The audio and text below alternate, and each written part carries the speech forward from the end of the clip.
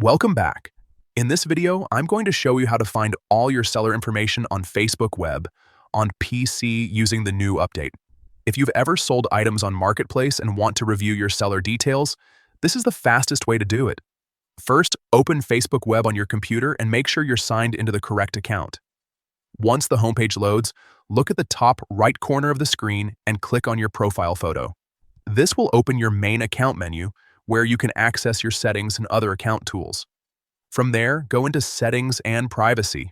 After that, click on Activity Log. This section keeps track of a lot of your actions on Facebook, and it's where you can find the information connected to your marketplace activity as well. Now look for your Facebook activity and enter that section. Inside here, you'll see different categories related to your account usage. Scroll until you find Facebook Marketplace, then click on it. This will show activity connected to your buying and selling history on Marketplace.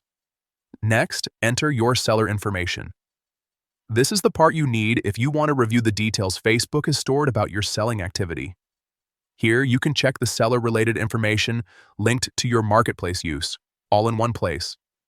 If you don't see it right away, take your time and look through the menu carefully, because Facebook sometimes changes the layout depending on the update or the account version.